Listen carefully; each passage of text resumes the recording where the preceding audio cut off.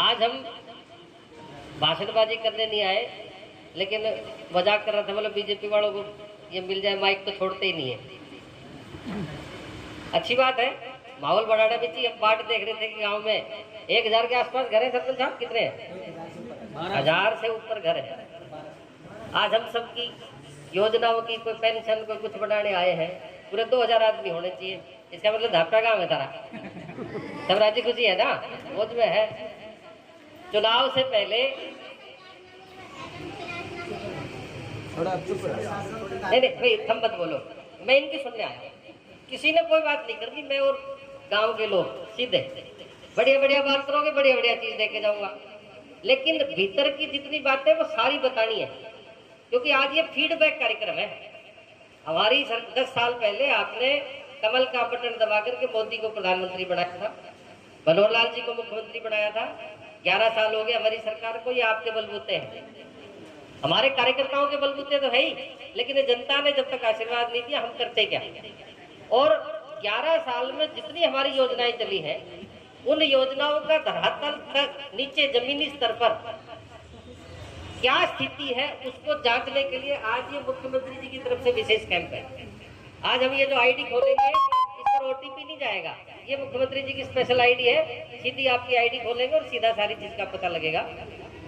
बुढ़ापा पेंशन कोई ऐसा है जो 60 साल का हो गया और बुढ़ापा पेंशन नहीं बन रही हो, ऐसा कोई है? 1 2 एक आपस में नहीं करो। देखो बैठ, सब जब हम चावल बनाया करो गांव में, हरी बहन जी, तो टोपिया में जब चावल डाल दो तो सारा चावल थोड़ी देखा करो, एक आध खाएगा, देख लिया सारा चावल, चिंता मत करो। जिनकी उम्र 60 साल हो गई और किसी कारण से उनको बुढ़ापा पेंशन नहीं बन रही, उनकी आज हम पेंशन बना के जाएंगे। यही बना के जाएंगे, दूसरी जगह जाने की जरूरत नहीं है।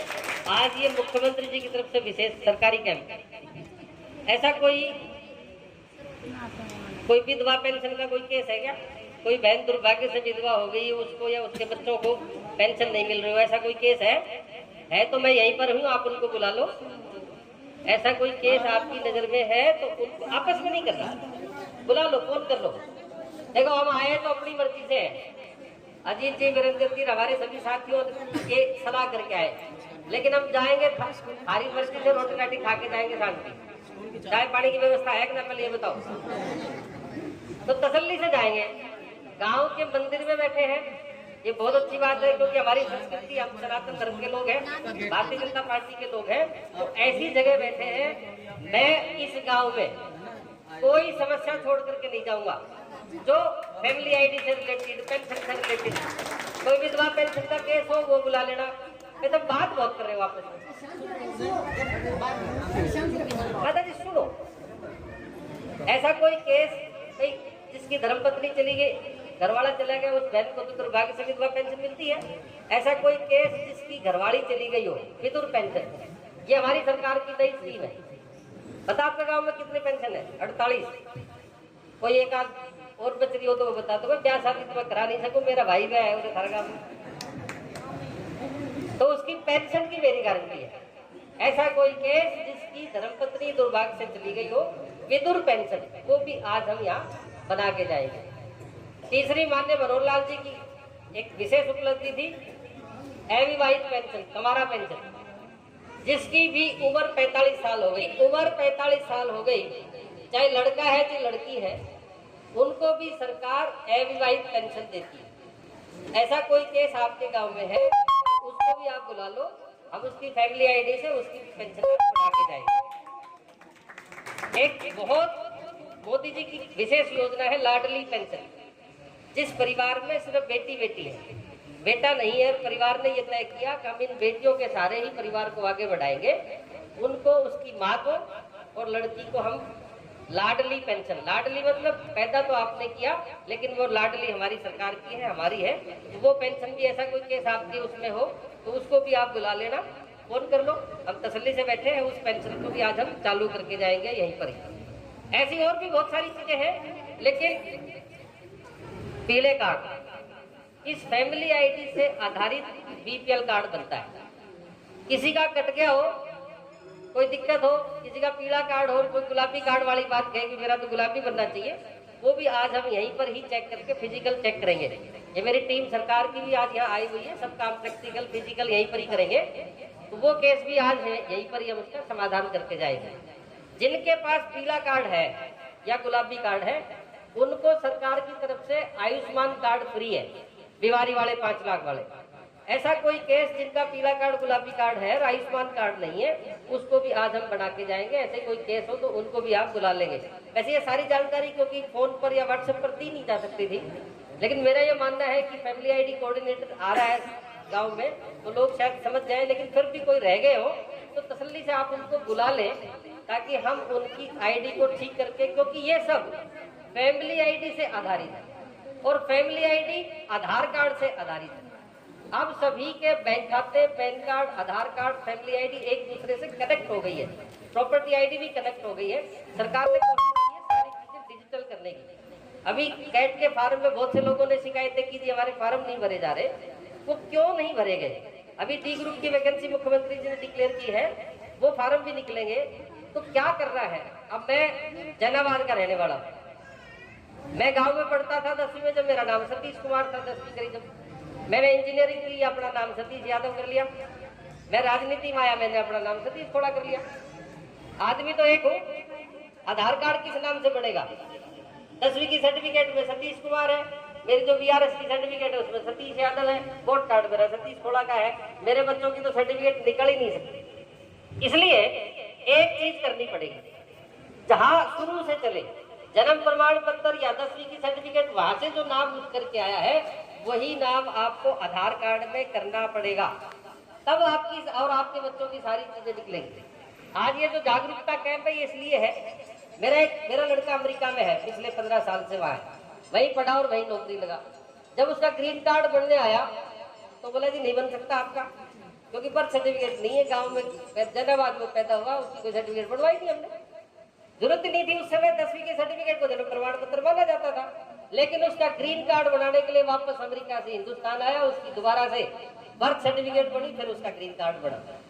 इसलिए बच्चे का जन्म प्रमाण पत्र बहुत जरूरी है। जो अब बच्चे पैदा हो रहे हैं उनका तो हमने डिजिटल कर ही दिया, लेकिन जिन बच्चों का जन्म प्रमाण पत्र नहीं है उनकी हमने सुविधा सरल कर दी है। आप गांव के किसी CSC पर जाकर के आज भी अप्लाई करेंगे, कोई 80 साल का आदमी भी अपना जन्म प्रमाण पत्र अप्लाई करेगा तो उसका डिजिटल बन करके आएगा।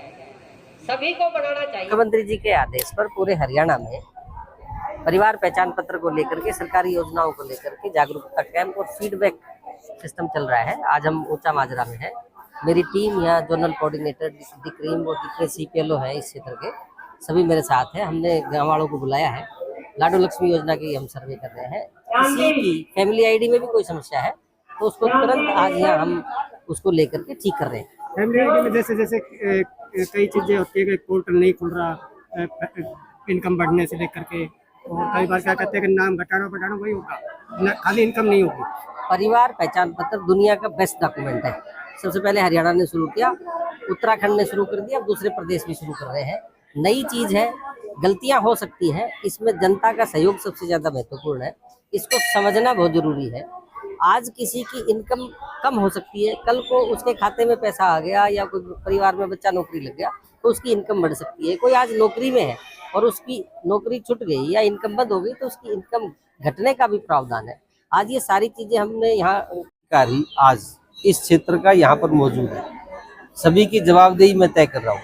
मैं परिवार पहचान पत्र का कोऑर्डिनेटर हूँ, इसलिए जनता से पूछने के लिए आया हूँ कि क्या क्या समस्याएं हैं, अधिकारी क्या करते हैं, वो सारा फीडबैक, जनता का फीडबैक और अधिकारियों का जो क्रियाकलाप, जो उनकी वर्किंग प्रणाली है, उसको भी देखने के लिए मैं आया हूँ। दोनों का समावेश करके ही आज मैं सबका नतीजा निकाल के जाऊंगा। ऊंचा माजरा में सरकार आपके द्वार के तहत सरकार उनके द्वार पे पहुंची ऊंचा माजरा में, और जो सरकार की लाभार्थी योजनाएं थे उनके प्रदेश सरकारी कोऑर्डिनेटर श्री मान सतीश खोड़ा जी पधारे हैं, और जो गांव में विधवा पेंशन योजना, वृद्धा पेंशन योजना और लाडो योजना, लाडो बहन के योजनाएं, इनको क्रियान्वित करने के लिए जिन्होंने इनका लाभ नहीं लिया है, तो सरकार इसके तहत गांव में पहुंची खुद लाभ देने के लिए। तो इस गांव में बहुत कम लाभार्थी थे, तो इस करके इस गांव को चुना, ऊंचा माजरा को, यहाँ आज पहुँचे और सभी का सुचारू रूप से काम चल रहा है। आज से सबका रजिस्ट्रेशन होगा, सबका काम हो जाएगा, सबको ये योजना का जो लाभ है वो मिलना शुरू हो जाएगा। कैसी कैसी प्रकार की योजना है, क्या कुछ बता पाओगे? ये आप बताइए। एक तो वृद्धा पेंशन योजना, लाडो योजना, एक